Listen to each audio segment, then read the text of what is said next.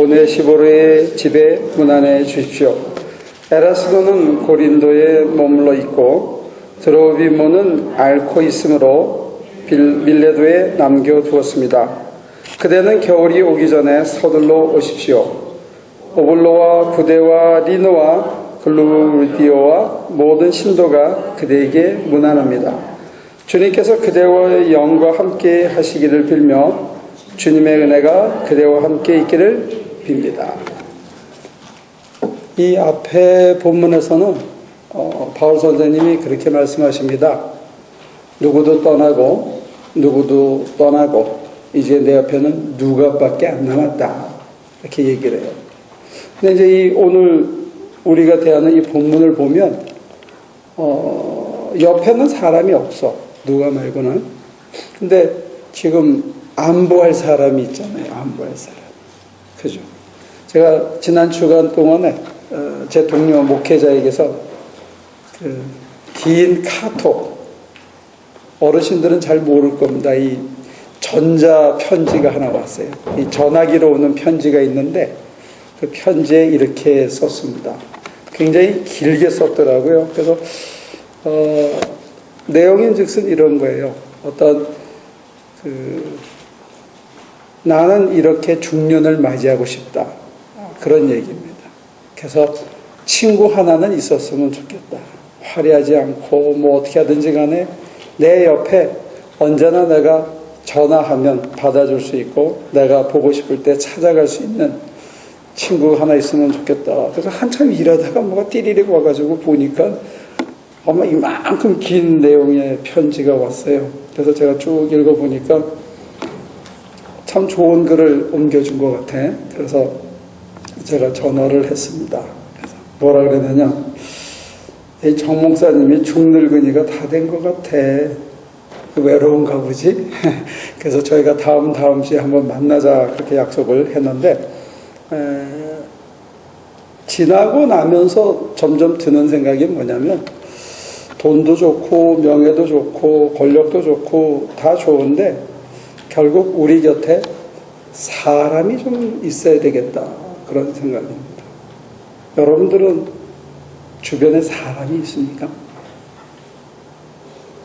언제든지 마음에 있는데 자주 못하지만 전화하면 자기 속을 다 얘기하고 그냥 그 글에 나온 것처럼 어쩌다가 전화해도 10년 만에 전화해도 마치 어제 하다가 못한 얘기를 이어서 가는 그런 친구처럼 여러분들 삶에 그런 좋은 친구가 있는지 어떠세요? 있으세요? 외롭고 힘들 때 연락할 수 있는 친구. 그냥 만나면 좋고 별 얘기 안 해도 대단한 걸 안 해도 늘 같이 갈 수 있는 그런 친구가 있는지 모르겠습니다. 이 바울이 오늘 소개하는 사람들이 이름을 아는 사람이 셋이 나오는데 그 중에 한 사람이 디도입니다. 여기 유스라도 에라스도 디도인데 이 디도에 대해서는 고린도서에서 뭐라고 얘기를 하냐면 저 사람을 보면 나를 본 겁니다. 이렇게 얘기합니다. 저는 내가 살아가는 방식대로 그대로 삽니다. 내가 하는 말과 그 사람이 하는 말이 서로 다르지 않습니다. 그래서 그 디도를 고린도 교회에 보내면서 고린도 교회가 한창 말썽이 있었는데 그 편지를 들려보내서 하고 거기서 잘 치리하는 그런 얘기를 하면서 저 사람을 보면 날 본 거나 마찬가지입니다. 저 사람이 하는 말은 내가 하는 말하고 똑같습니다. 그래서 그의 사역을 뚝 띄어서 맡길 수 있는 그런 사람이 여기 하나 나옵니다. 두 번째 사람은 그 오네시모로, 우리는 흔히 오네시모라고 알고 있는데 빌레몬서에 나오는 사람입니다. 이 사람은 한때 종이었어요. 빌레몬에. 근데 종살이가 싫어서 달아났던 사람입니다. 근데 종살이가 싫어서 달아났던 사람이 뭘 나중에 하냐면 바울을 만나서 옥바라지를 합니다. 감옥에 갇힌 바울에게 옥바라지를 해주던 사람입니다. 그리고 복음을 받아들이고 믿음의 아들이 됩니다. 그리고 나서 바울은 나한테 굉장히 요긴하고 저 사람이 있는 게 나한테 편하고 하지만 복음의 바른 길이 무엇인지를 일러주기 위해서 빌레몬에게 다시 돌려보냅니다. 우리가 여기서 상상할 수 있는 것은 빌레몬에게 돌아갔던 오네시모가 가정을 꾸려서 그 가정이 여전히 빌레몬의 수하에 있는지 아니면 따로 떨어져서 자유인이 됐는지 그거는 불확실한데 중요한 것은 가정을 꾸렸고 그 가정의 식구들이 전부 예수를 믿고 그 집이 예배 처소가 됐다는 것을 우리가 짐작할 수 있습니다.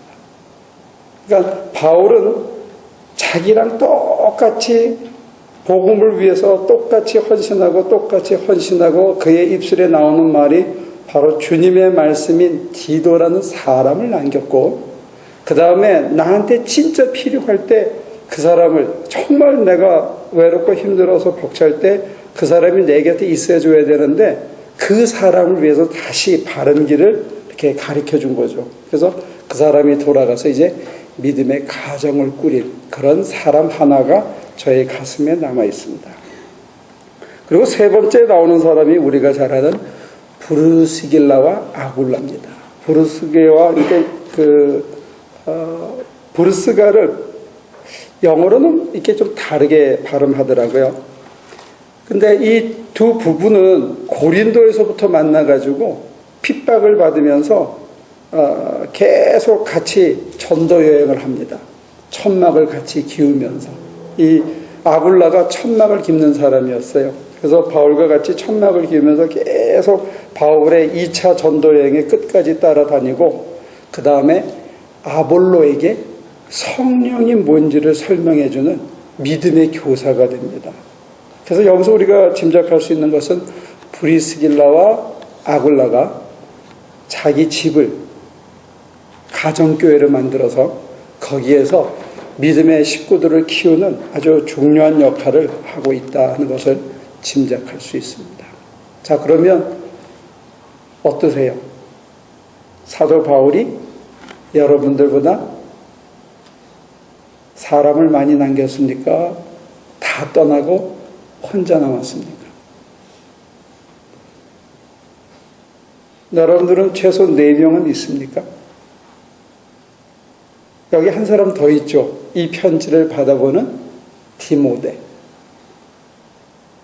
바울의 혼을 이어서 그대로 그 다음에 이레니우스, 이그나티우스, 오리게네게로 이어지게 하는 클레멘트로 이어지게 하는 그 믿음의 중개자, 믿음의 아들 디모데까지 있습니다. 그럼 우리가 줄여도 다 떠났다 하더라도 누가까지만 쳐도 바울에게는 몇 사람이 있죠? 네? 여러분들 인생에 이만한 사람들을 남겨놓으셨습니까? 날 위해서라면 디도를 가리켜서는 뭐라 그러냐면 저는 나를 위해서라면 자기 눈도 빼줄 사람입니다. 이렇게 표현합니다. 여러분들은 여러분들을 위해서 눈도 빼줄 만한 그런 믿음의 친구들이 있습니다. 그럼 여러분들은 뭘 이루셨습니까?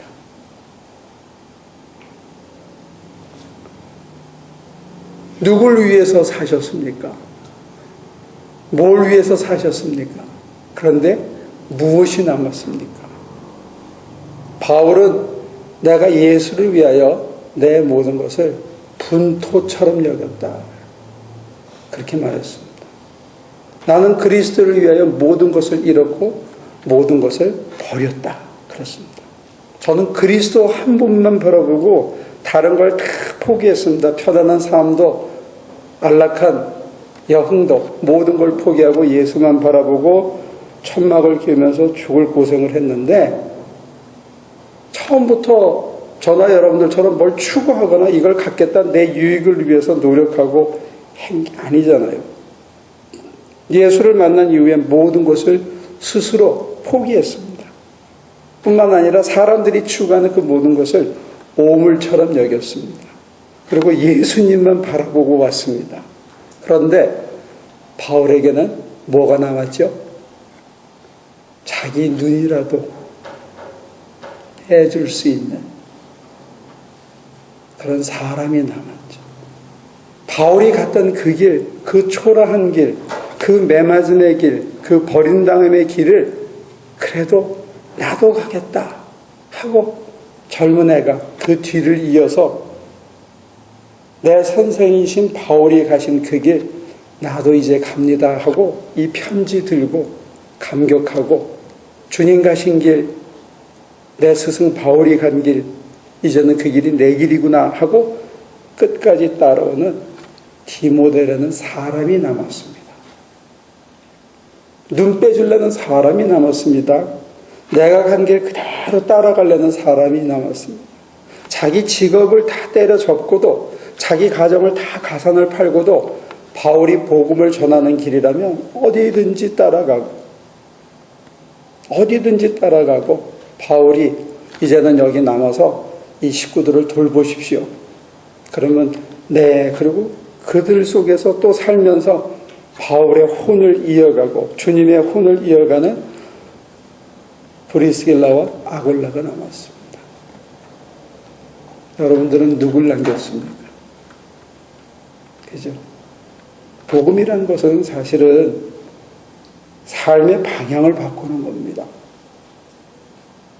뭘 먹을까? 뭘 입을까?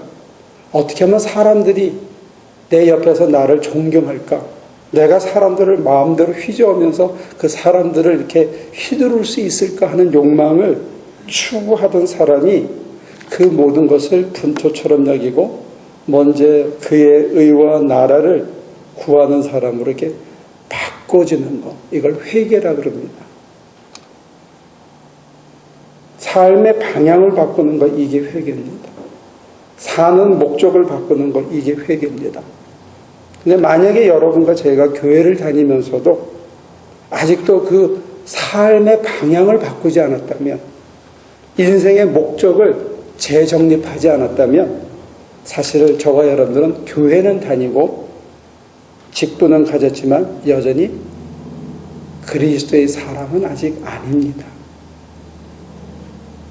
교회를 얼마를 다녔든지 간에, 교회를 위하여 얼마나 헌신을 했든지 간에 저와 여러분들의 인생의 목표와 목적이, 인생의 방향이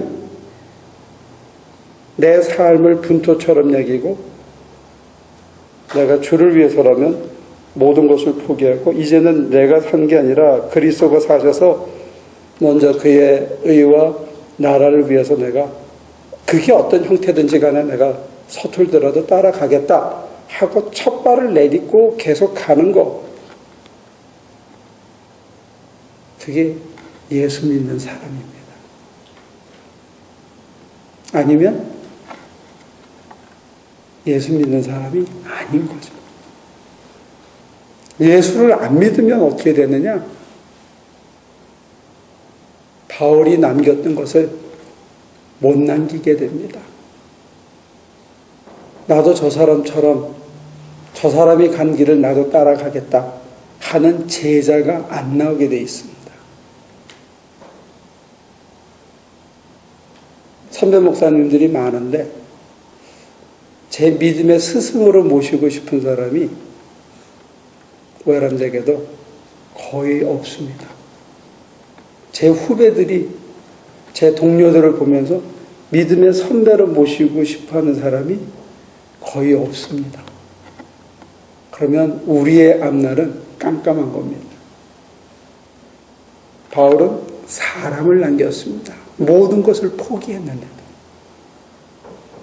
그리고 바울의 말이, 바울의 가르침이, 바울의 삶이 저들 삶 속에서 여전히 살아서 그들이 흔들릴 때 묵직하게 잡아주는 터전이 되어서 그 위에 바울이 견뎠던 것처럼 견디고 이겨나갈 때, 그래, 사람은 이렇게 사는 게 맞아.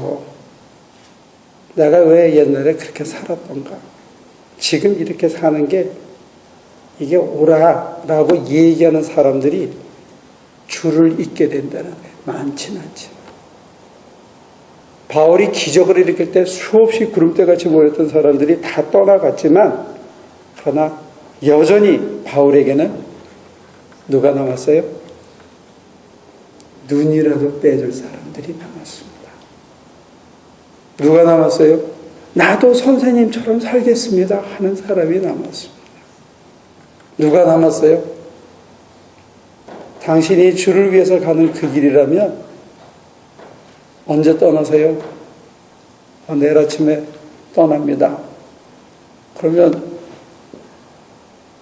천막 깁는 도구, 연장, 그 다음에 며칠 먹을 양식 이렇게 해가지고 그 다음날 아침에 바울의 집 앞에 문간에서 기다리고 있는 그런 브리스길라와 아굴라 같은 사람들이 남았다는 거예요. 그러면 사실 여러분하고 저는 외롭죠. 그죠? 바울보다 외롭죠. 왜? 이런 사람이 없잖아요. 그 이유가 뭔지 아세요? 다 안 버려서 그래요. 그래서 감동을 못 주는 거예요, 다른 사람한테. 다른 사람의 인생을 꺾을 만한 감동과 충격을 못 주기 때문에 바울을 이미테이션 하려고 했던 디모데나 디도나 브리스길라나 아굴라나 누가 같은 사람이 사실 우리 주변에 없는 거죠. 그런 의미에서 보면 우리가 복음의 길을 가면서 너무 많은 타협을 하고 근본적으로 복음으로 회개를 안 하는 그런 첫 단추를 제대로 끼지 않은 게 아닌가 그런 회개를 해봅니다. 한 주간. 한 2달 전에 누가 전화를 줬어요. 막 울고 있었습니다. 전화 목소리 뒤에. 얘기를 짧게 줄이면 정말 믿었던 딸이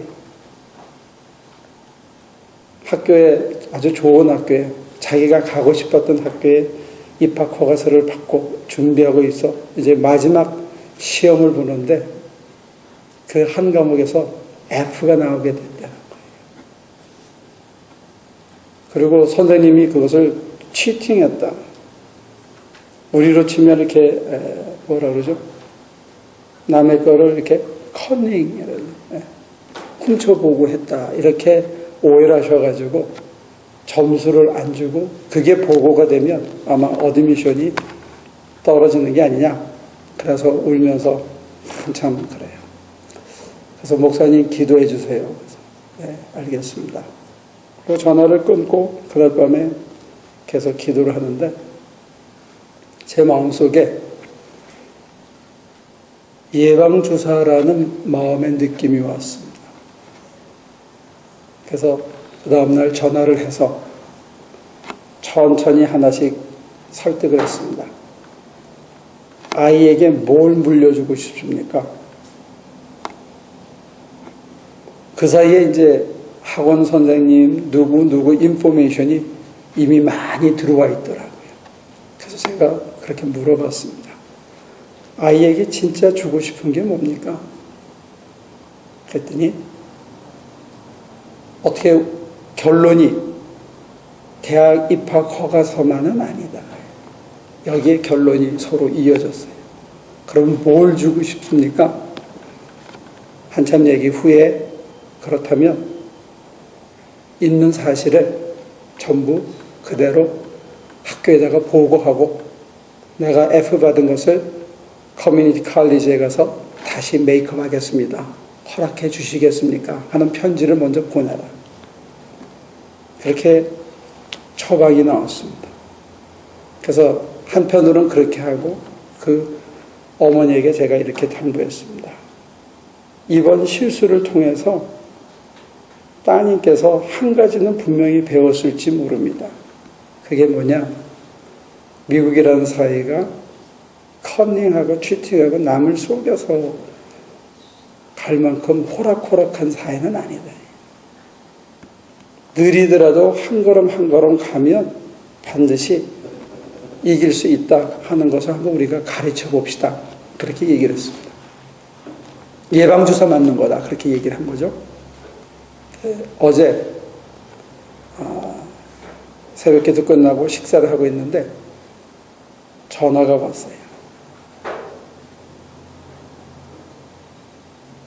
그 학교에서 어드미션을 컨펌해주고 그 성적을 그대로 인정해서 아무 일도 없었던 거예요.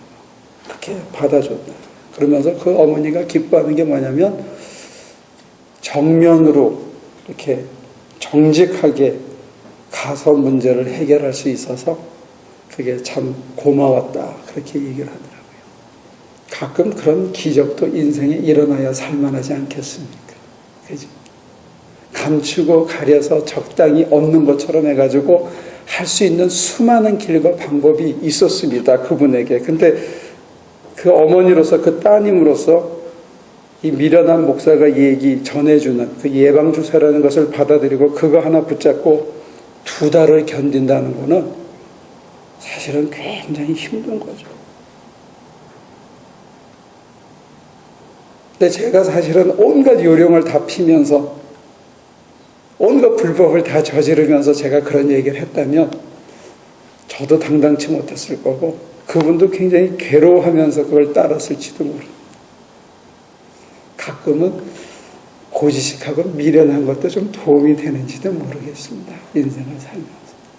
근데 아무튼 좋은 케이스에 갖고 감사한 거는 그 아이가 대학 생활을 하면서 아주 혼쭐이 났기 때문에 이번에 다음에 그런 실수를 다시 하지 않을 거다 하는 각오를 다졌다는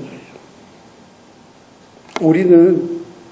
우리가 믿는 예수의 길은 온갖 요령으로, 온갖 재주로, 온갖 계산으로 가고 내 유익을 위해서 사는 그런 길은 아닌 것 같아요. 사실은 남들이 봤을 때는 조금 바보스럽고 멍청해 보이고 말도 안 되는 길을 선택하고 내가 손해보는 길을 선택하는 게 이게 예수 믿는 길인지도 모릅니다. 그래서 예수님께서 여러 번 똑같은 내용을 여러 가지 다른 표현 방식으로 말씀하셨는데 그게 뭐냐? 먼저 그의 의와 나라를 구하라.